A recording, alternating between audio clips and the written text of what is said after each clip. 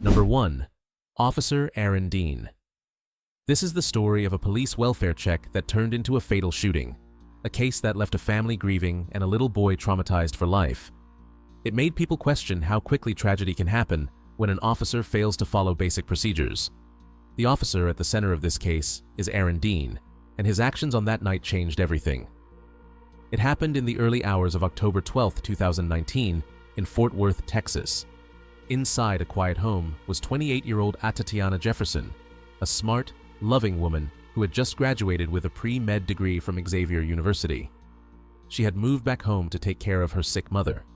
At the time of the incident, her mother was in the hospital, so Atatiana was caring for her 8-year-old nephew, Zion. That night, Atatiana and Zion stayed up late playing video games. They laughed, talked, and enjoyed each other's company. Because they accidentally burned some hamburgers earlier, they left the front door slightly open to let the smoke out. It wasn't unusual and didn't look suspicious to them. But a concerned neighbor noticed the open door and, thinking something might be wrong, called the police non-emergency line to request a welfare check. It should have been a harmless situation. It should have been routine. No one expected danger inside the house. 2 officers were sent out, Officer Aaron Dean and his partner. Dean had joined the Fort Worth Police Department only 6 months earlier. He still lacked experience, but he did not follow the basic guidelines required during a welfare check. Instead of parking in front of the home or announcing his presence, Dean quietly walked around the property with his flashlight. He acted more like someone searching for a suspect than someone checking on a resident's safety. He never knocked on the door, rang the bell, shouted "police," or identified himself. Inside the house, Atatiana heard noises in the yard. From her point of view, it sounded like someone was creeping around outside at 2:30 in the morning. She had no idea it was police. She had every reason to fear intruders. Atatiana kept a legally owned firearm for protection. With her nephew still in the room, she picked up the gun and walked toward the window to see what was happening. That split-second decision would cost her life. As she approached the window, Dean suddenly shouted, "Put your hands up! Show me your hands!" Put your hands up! Show me your hands! Within less than a second, without giving her any time to react, he fired a single shot through the window. The bullet struck Atatiana in the chest. She dropped to the ground in front of her nephew. Zion later told investigators, "My aunt took out her gun because she thought someone was trying to break in." He watched his aunt die right next to him. When body camera footage was released, the public was horrified. It showed how fast the shooting happened. Dean did not wait. He did not assess the situation. He did not act like he was checking on a resident's safety. He acted like he was storming a house. 2 days later, Aaron Dean resigned from the police department just before he was arrested and charged with murder.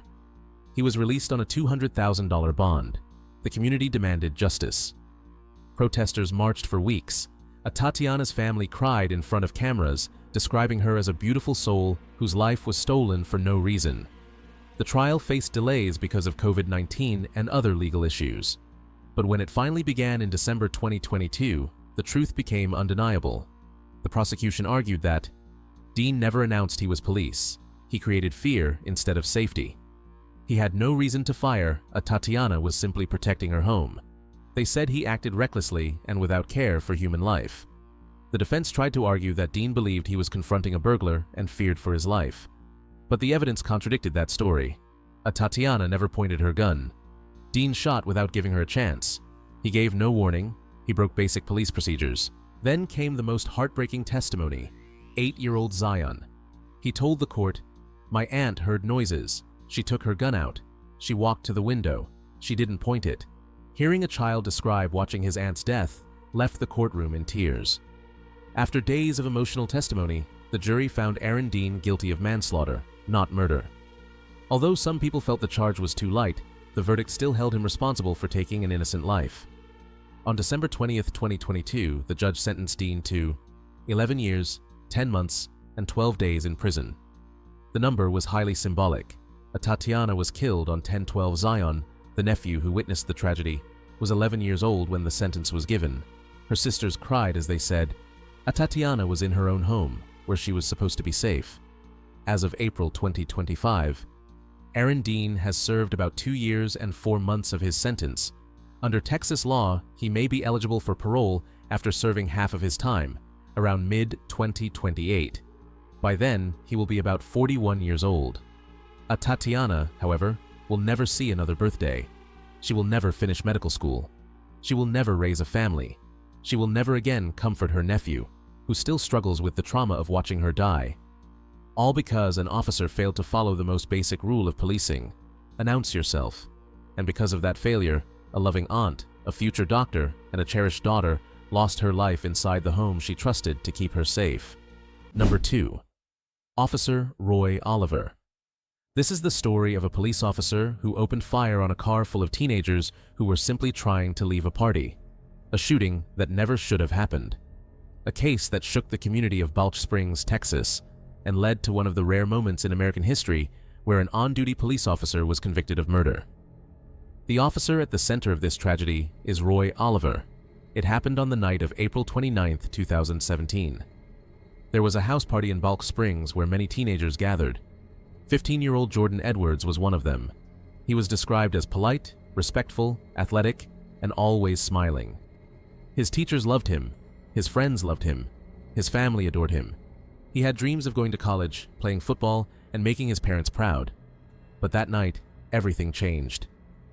Around 11 p.m., someone in the neighborhood called 911 to report possible underage drinking. 2 officers responded, Officer Roy Oliver and his partner, Officer Tyler Gross.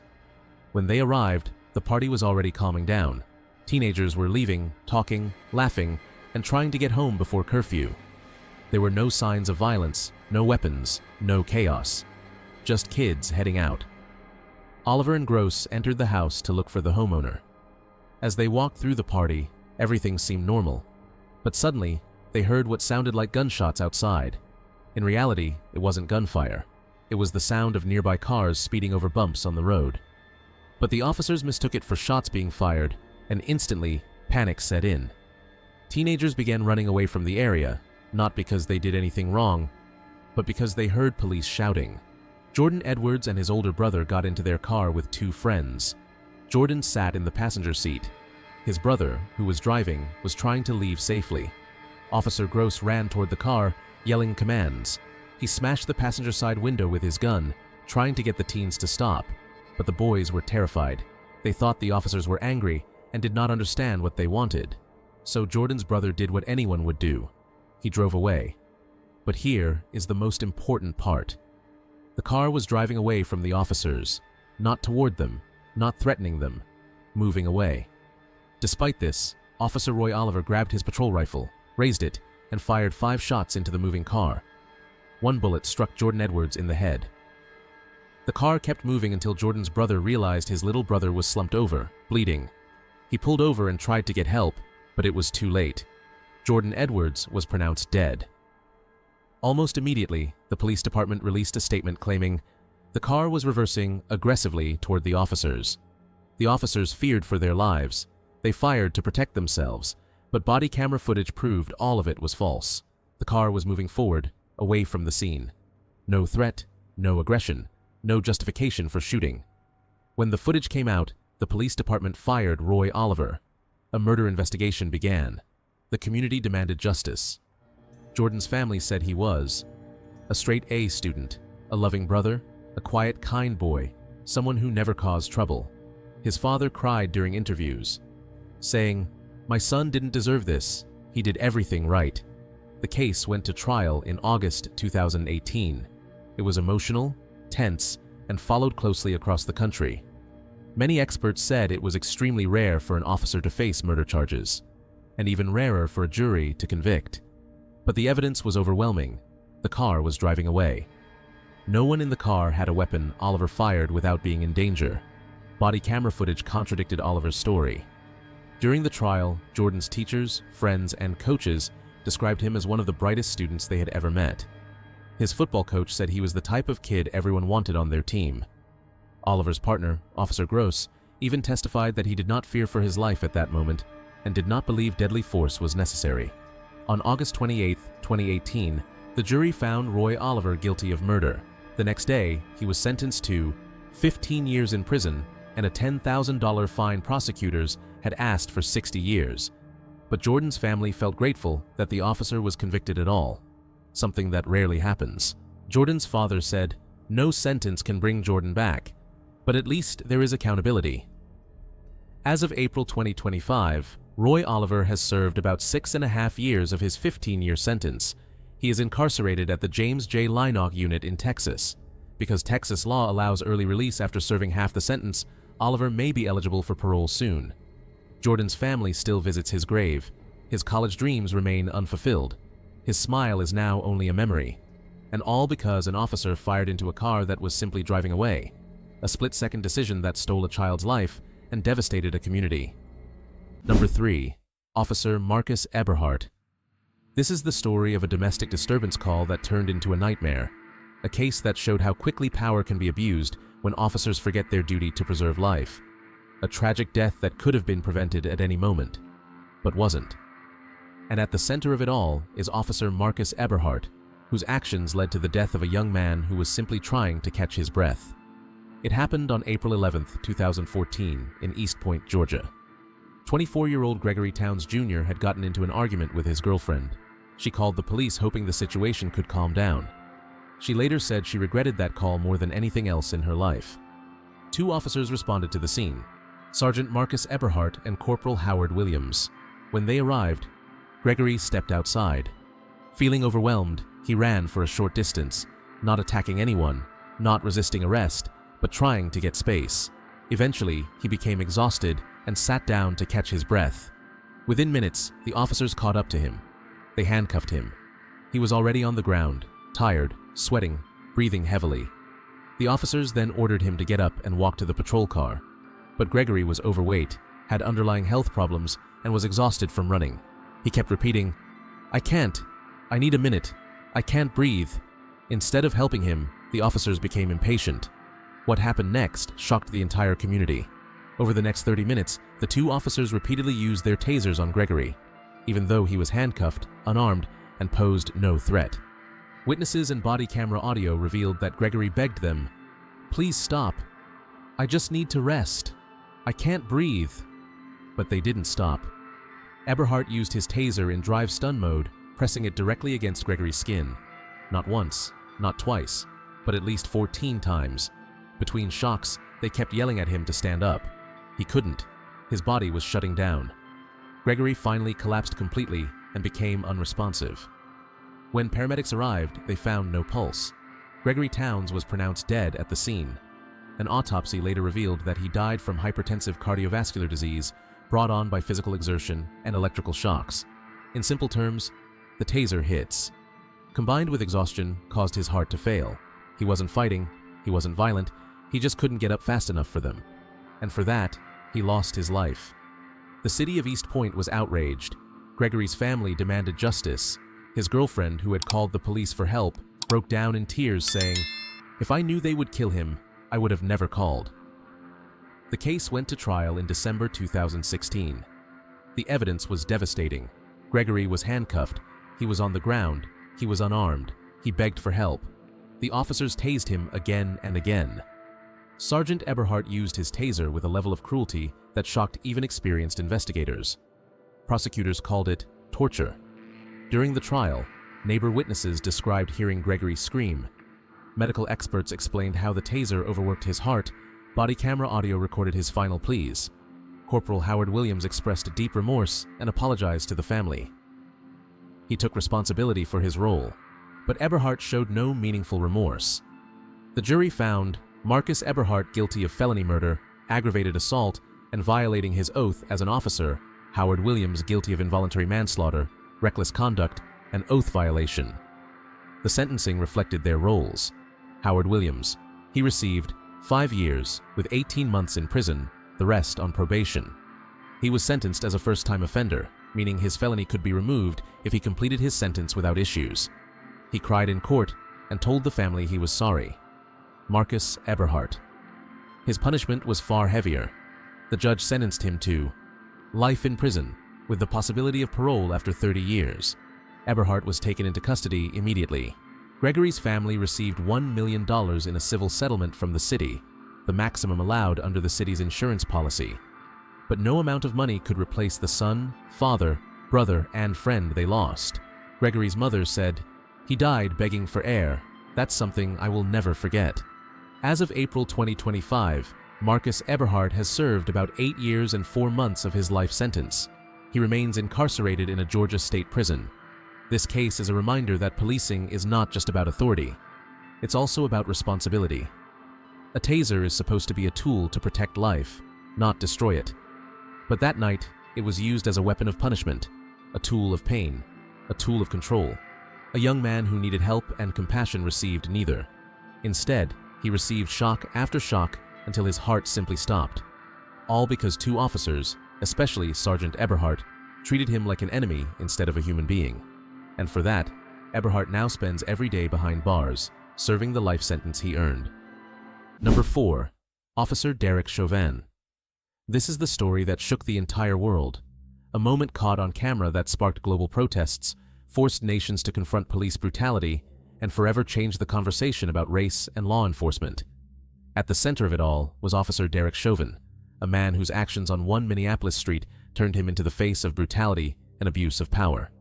It happened on May 25, 2020, at a corner near Cup Foods in Minneapolis, Minnesota.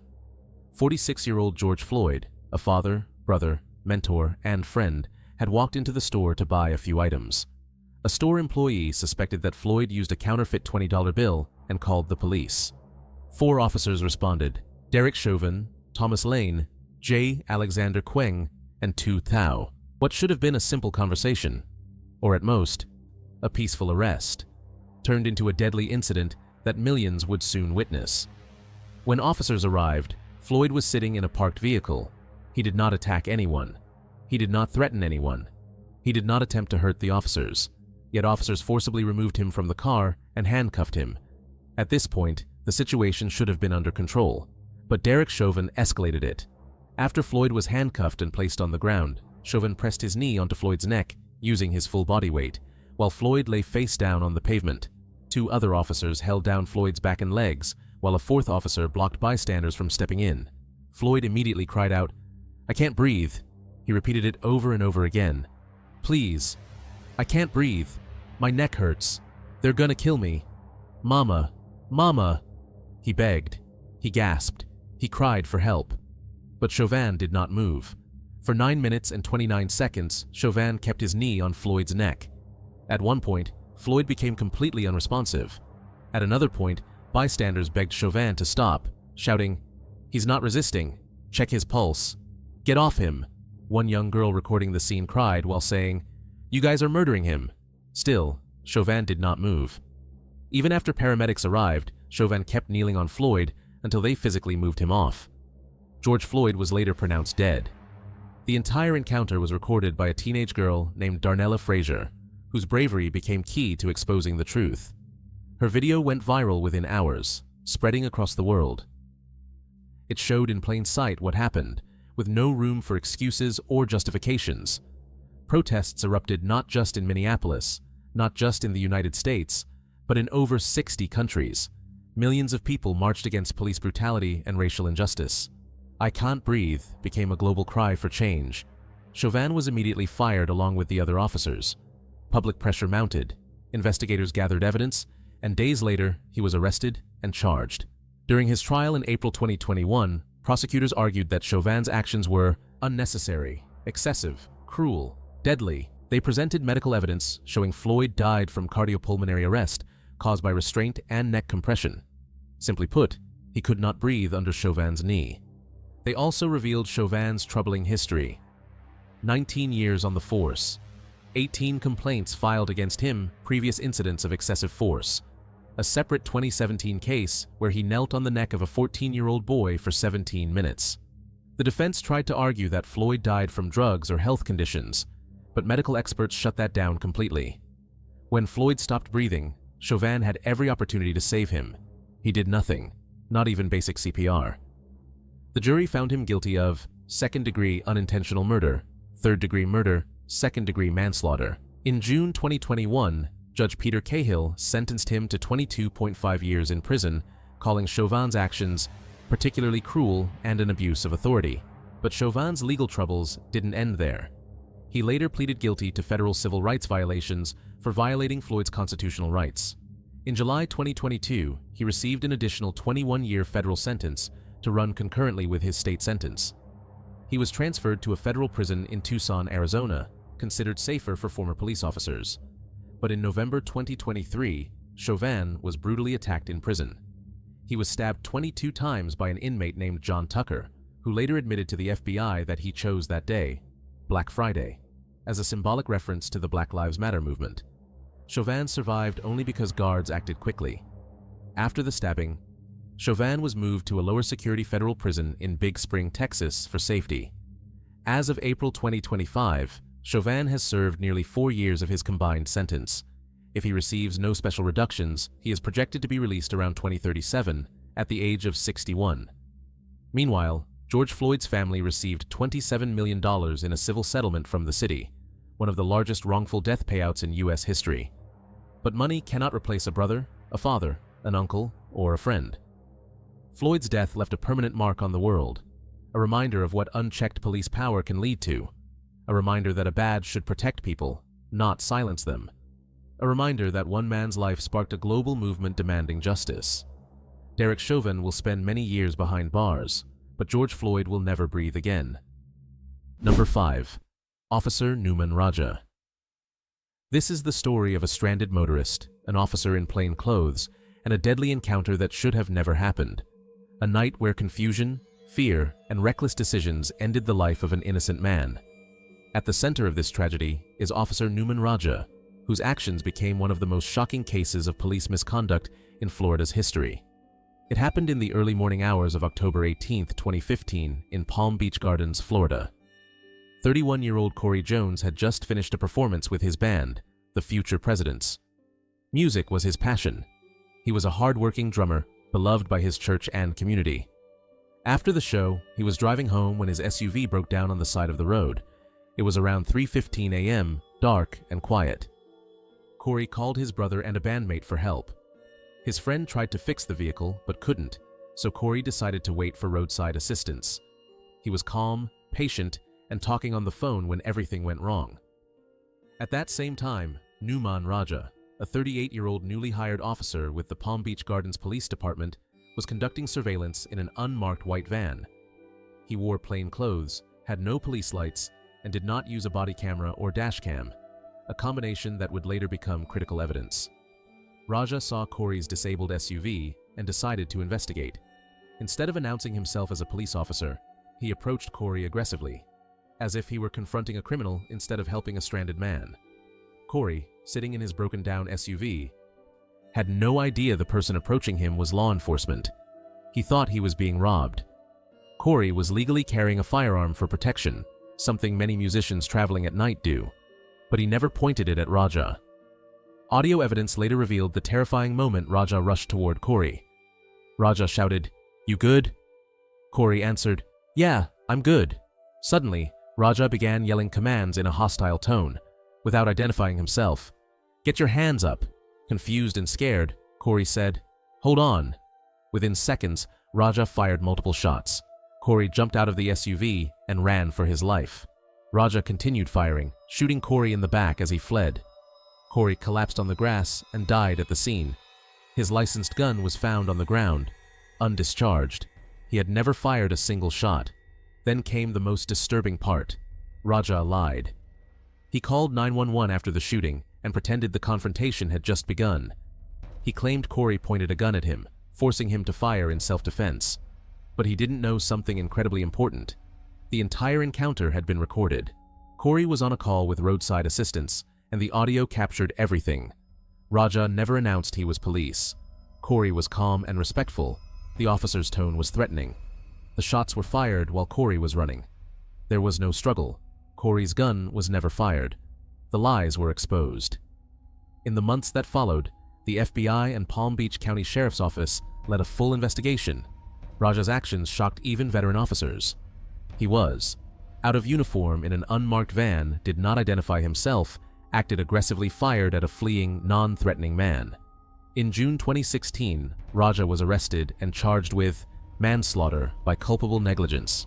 Attempted first-degree murder. His bail was set at $250,000, which he posted. He was placed on house arrest with GPS monitoring, surrendered passport. No weapons allowed, strict movement restrictions. He was later fired from the police department. The case went to trial in March 2019, lasting 8 days, filled with emotion, evidence, and heartbreaking testimony.